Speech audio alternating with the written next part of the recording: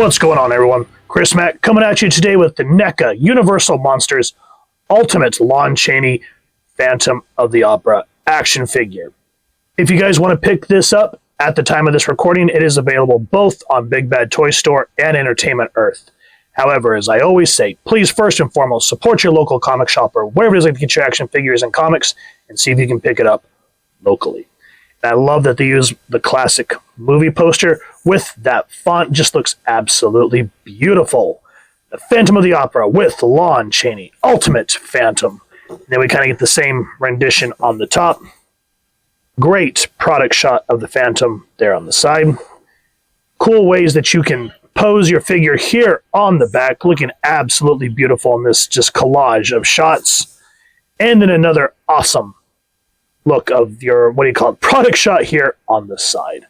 On the back, as I always say, I appreciate that they give credit to everyone that worked on the packaging and the figure. I just think that is the bee's knees and gives credit where credit is due.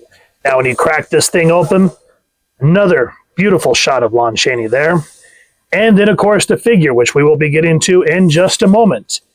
So, is this worth your time? Let's get the Phantom out and get a closer look at him.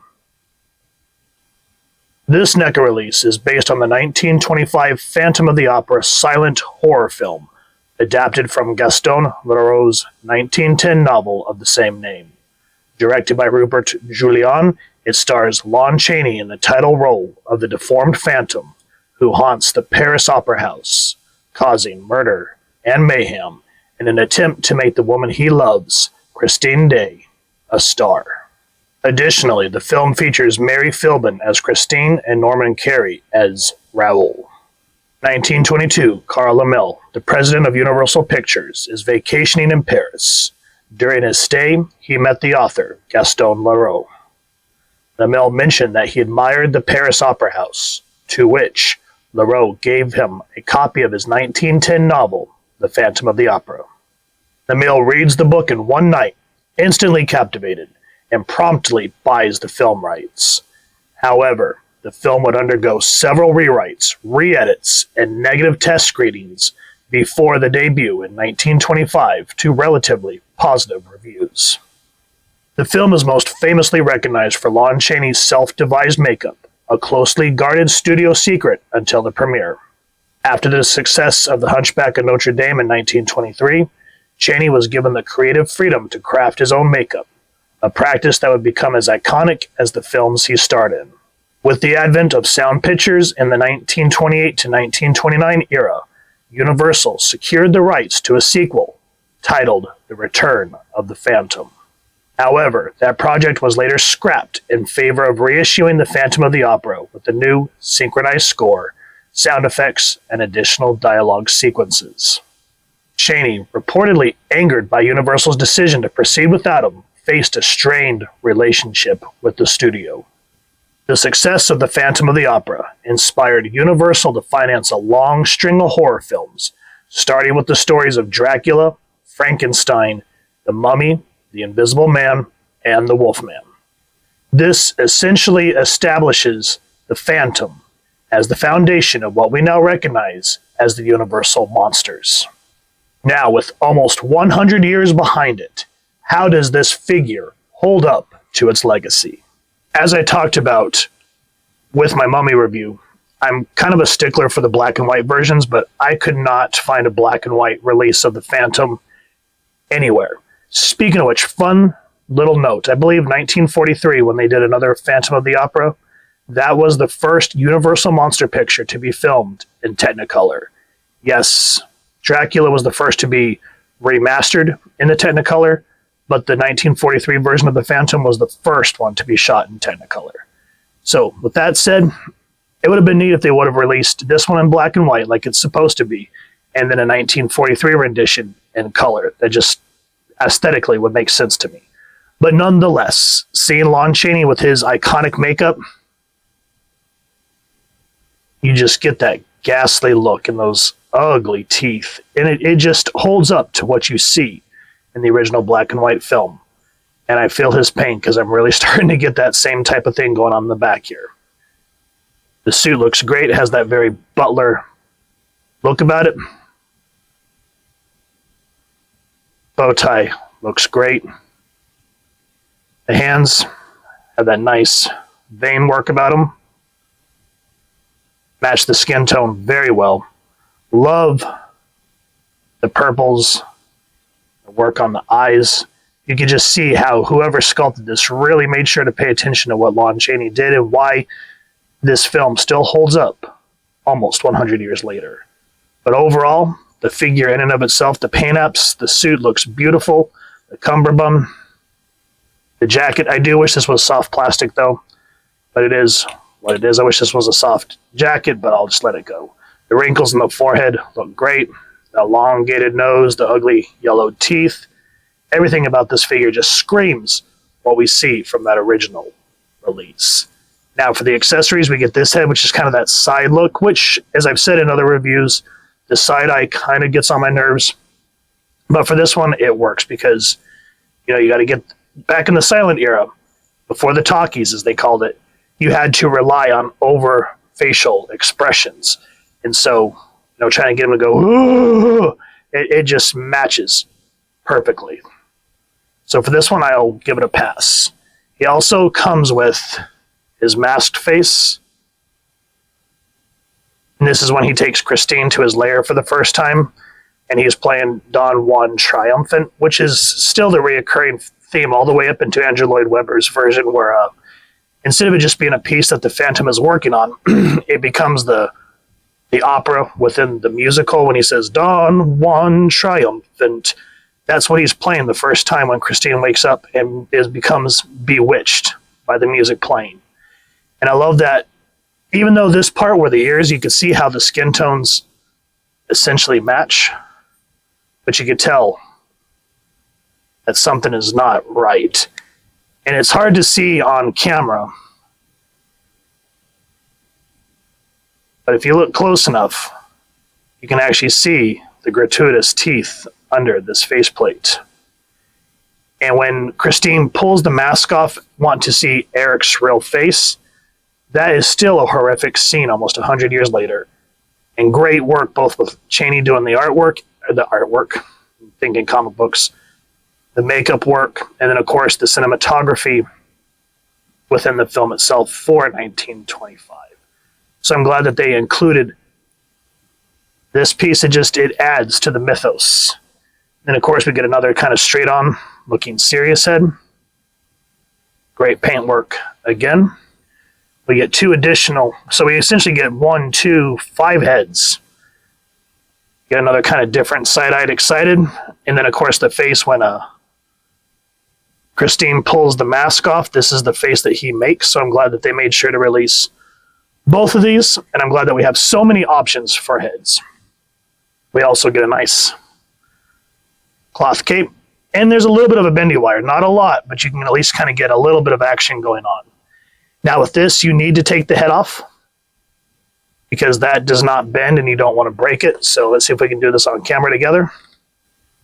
Make sure you put it on properly so you don't actually slam the head on top of it.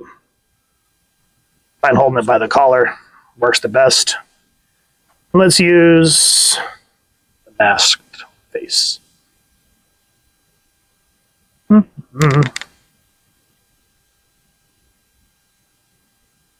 That just fits really nice on there. So I'm glad that this is a cloth cape, not some BS Hasbro hard plastic or early McFarlane's cape. I'm very thankful for that. Shimmer's great. And then to add to the whole repertoire here, he does come with a nice looking fedora that has the I'm not sure what you call it, pleated? I don't know what it's called, where they tuck in the hat like that. I'm not a hat smith. But that looks great, my friends. Beautiful work. And just here, even with the lights pointing down at the 45-degree angle, you very much get that noir feeling. I mean, look at how with the fedora on, it drapes his eyes, and all you see is his hands and that cape. You get that horrific feeling of dread that the Phantom is coming for you. Beautiful work. He also comes with a walking cane. Very nice work. Has that nice kind of goldish look about it. He also comes with a set of 6 hands. So you kind of get more of like a come hither finger, which is cool. And more like I'm going to grab Christine because she has revealed my ugliness when he says, "Feast your eyes, glut your soul on my accursed ugliness." It's such a powerful scene when his heart breaks, because the note that he gives her when she awakes says, "You're in no peril as long as you don't remove the mask." And so just to add all these different accessories, just to add to the history behind what Lon Chaney and Universal did. And of course we get a hand for Jane, which of course you gotta be very careful, but fits in relatively well. So I love the plethora of accessories that we get for this release. And as we were just talking about how the Phantom of the Opera essentially sparked the flame for what we call the Universal monsters. So this is definitely one of those trailblazers that you want in your collection. Now, as for articulation, it's not bad, but unfortunately it is par for the course for NECA. So the head on the dumbbell joint can go down about that much, up that way, side to side with some play in it. Arms can go up that much, 360. And as I always say, make sure to warm up your figures, because this one was really tight out of the box. Of course, single jointed elbows that go 90 degrees, and up and down, typical hand articulation. Can only go down about that much, and not so much back. Most of everything is done at the waist with the swivel, unfortunately, so it doesn't really have much of a solar plex articulation there. Can go up that much, that far out, that far back, single jointed 90-degree knees, but thankfully it does have the thigh swivel. Foot down, foot side to side. And so, even though he suffers from the articulation that NECA usually gives us, should I say, it's still a beautiful piece, and historically one that if you're a Universal Monster horror fan, you want in your collection. Now here's Lon Chaney next to the other Universal Monsters that I have in my collection, paying homage to the character that paved the way for their movies. This is the Boris Karloff, the Mummy, Boris Karloff, Frankenstein. Here is the Phantom next to his son, Lon Chaney Jr., of course, Bela Lugosi's Dracula, and Elsa Lanchester, the Bride of Frankenstein. And this is why I wish I would have been able to find this character in the black and white rendition to just kind of keep the theme going. But nonetheless, to have each of these characters a piece of cinema history and beautifully sculpted figures, I'm very happy to have them in my collection. Just because they are beautiful to photograph, they are absolutely great films to still watch any time of the year, not just Halloween. I mean, that's usually when they come out. But still, if I find them on, or I just remember that I have the movies, I will definitely go and watch each and every single one of these. So with that said, out of all these characters, which is your favorite Universal film? Which is your favorite monster? What do you guys plan to do with your Universal monsters? Are you going to do poses on a shelf?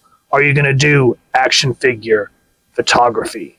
Take some photos and share them with us. We'd love to check them out, and just share your thoughts over on our social media accounts. Now here's the Bride of Frankenstein as our stand-in, Christine, and she has just unmasked the Phantom to reveal his hideous face, and she falls in terror at the sight of him. And I gotta say, NECA did a really beautiful job capturing Lon Chaney's likeness with this action figure, y'all. So if you are fans of horror films and the history behind this character and what it means to the Universal monsters, I highly recommend this piece. Articulation aside, it is beautiful, and the plethora of accessories that it comes with gives you plenty of options for posing or for photography. So if you've enjoyed what you've seen, please first and foremost support your local comic shop or wherever it is like to get your action figures and comics, and pick this figure up. And if you've enjoyed this review, really would appreciate it if you take a moment to like, share, and subscribe. Helps the channel more than you could possibly know. And if you won't mind hitting that fancy little phantom bell next to subscribe, that way as I continue to upload content, you guys get notified. Come to the channel, and I love talking with y'all and hearing your thoughts and feedback down in the comments or the socials, which I'll make sure to leave the links down in the description. So with all that said, photo slideshow coming up next. Hope y'all continue to have an absolutely amazing day reading, and happy hunting, everyone.